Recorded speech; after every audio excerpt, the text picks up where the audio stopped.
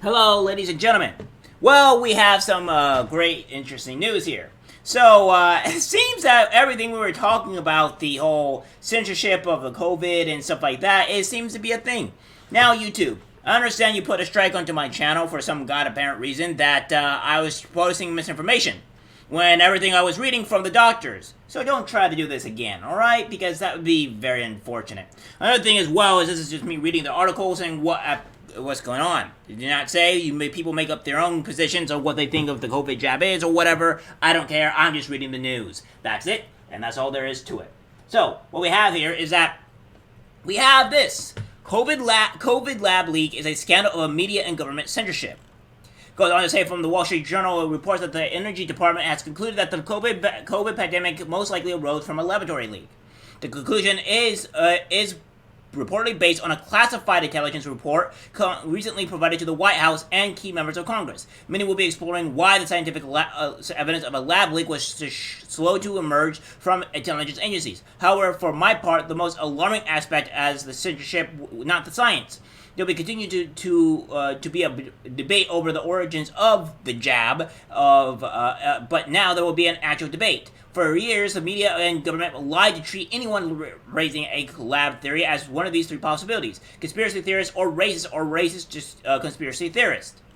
Academics joined this chorus in marginalizing anyone raising the theory. One study cited the theory as an example of anti-Chinese racism and toxic white masculinity. As late as May 2021, the New York Times science and health reporter April Mandavili was calling any mention of the lab theory racist. She embodies the model of the new advocacy journalism at the Times, reporters who remained wedded to the dated view of objective journalism who were purged from the ranks of the Times long ago. Mandavili and others made clear that reporters covering this theory were COVID's little Bull Connors. She tweeted wistfully, "Someday we will stop talking about the lab leak theory and maybe even admit its racist roots. But alas, that day is not yet here." However, one former New York Times science editor, Nicholas Way, chastised his former colleagues for ignoring the obvious evidence supporting a lab theory, as well as Chinese efforts to arrest scientists and destroy evidence that could establish the origin. Others in academia quickly joined the bandwagon to assure the public that there was no scientific basis for their theory, leaving only racism or politics as motivation behind the story. In early 2020, with little available evidence, two op-eds in the Lancet in February and Nature Medicine went all in on the denial front. The Lancet stated, "We stand together to strongly condemn conspiracy theories suggesting that the jab does not have a natural origin. We were supposed to forget about massive payments from the Chinese government to American universities and grant some of these writers to both Chinese interests or even specific Wuhan lab. No reference to the lab theory was tolerated. When Senator Tom Cotton, our article, merely mentioned the possibility in 2020, he was set up upon the usual clash media mob. The Washington Post ridiculed him for repeating a debunked coronavirus conspiracy theory." And in September 2020, Dr. Liam Miang, a virologist and former postdoctoral fellow at the University of Hong Kong, dared to repeat the theory on Fox News, saying, "I can present solid scientific evidence that it is a man-made virus created in the lab." The left-leaning political fact slandered and gave her a pants-on-fire rating. President Biden accused President Donald Trump of fanning racism and his criticism to the Chinese government over the pandemic, and his administration reportedly shut down the State Department investigation into the possible lab origins of the virus. When Biden later revived the investigation into the origins, it was announced as sugarcoating Trump's racism. The categorical rejection of the lab theory is only the latest media narrative proven to be false. The Russian collusion scandal, the Hunter Biden Russian disinformation left Fit Park photo op, conspiracy, the Nick Sandman conspiracy, the Jussie Smollett case, the migrant whipping scandal. On the lab theory, media like the Washington Post piled on the senators like Cotton and Ted Cruz for mentioning the lab theory, only to later admit that it could be legitimate. After all of those experts and writers who were called racist or suspended by social media were simply forgotten media coverage. That is why this is really about censorship. The media guaranteed that we did not have a full debate over the origin of the virus and attacked those who had the temerity to state the obvious that there was a plausible basis for suspecting the Wuhan lab. None of this diminished demands for more censorship. Even after Twitter admitted that it wrongly blocked the New York Post story before the 2020 election, Democratic senators responded by warning the company to not cut back on censorship and even demanded more censorship.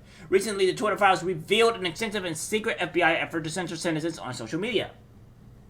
This included undisclosed efforts by members like Representative Schiff to get Twitter to ban a columnist and target critics. In a House hearing, Democratic leaders like Representative Jamie Raskin called for more censorship and opposed investigation into the censorship efforts. These same figures in politics and media are just moving on to the next approved narrative. Biden previously called for more censorship and accused big tech of killing people by not censoring what views deemed to jab misinformation. The opposite is true by suppressing alternative scientific and policy views. The public was denied a full debate over mass efficacy, vaccine side effects, COVID, jab origins, and other important issues. Many of those questions are only being recognized as legitimate and worthy of debate. Censorship does not, as Biden claims, save lives. It is more likely to cost lives by protecting approved views from challenge. 100% agreed. They tried to censor us, they did censor us, and we were all proven to be correct. Now, if you guys honestly think that I'm wrong, this is like from Sean Porno, how it started. Trump's Wuhan lab coronavirus conspiracy theory is bogus according to everyone. And then we have the WSCG lab leak, most likely origin of COVID-19 pandemic, or Energy Department now says. We have this as well from Robert F. Kennedy Jr. Fact checkers denounced me from promoting a vaccine misinformation. When I pointed out Fauci's agency-owned Moderna patient A plus stood to make half a billion from jab Fauci developed in his lab, exempted from viable safety testing and liability, and then forced on public with lies, propaganda, and coercion. What a business plan! And we have this as well. What it's saying here is that after a long delay, Moderna pays NIH for COVID vaccine technique. Well, that seems to be a concern. We have this here, with this, which just was in 2023. Lab leak mostly caused pandemic, Energy Department says. And then we have this here as well. Lab leak most likely origin of COVID-19 pandemic, Energy Department now says, which, obviously seems to be a constant thing with the Wall Street Journal. With this from the New York Times. The Wall Street Journal mentioned this. And then we have this with here. Tom Cotton keeps repeating a coronavirus conspiracy theory that was already debunked. This is from the Washington Post. So we have that as well. Then we have Senator Tom Cotton repeats French theory of coronavirus origins, which is again from the New York Times. So you're seeing here how many times they try to censor, delabel, or whatever, or what have you, of this actual issue. And that doesn't seem to be the case. It seems to be that, rather, that these people try to censor, try to label us as conspiracy theorists, racists, etc., as mentioned in the last article, and this is what they got. Now we've been proven to be right. Well then, I guess they all look like complete idiots now, don't they? Maybe next time don't censor the people. Because in all reality, we're all idiots, and I think we're going to be proven right. Because they haven't gotten a single thing right, and now the public are reaping the actual negatives of it. This is what happens when you vote for people that actively want to destroy your lives and try to follow anybody that is government. Government will lie. Government will try to destroy you. Government is not your friend. Alright guys, that's it for the video. Like, subscribe, share. As always, take care.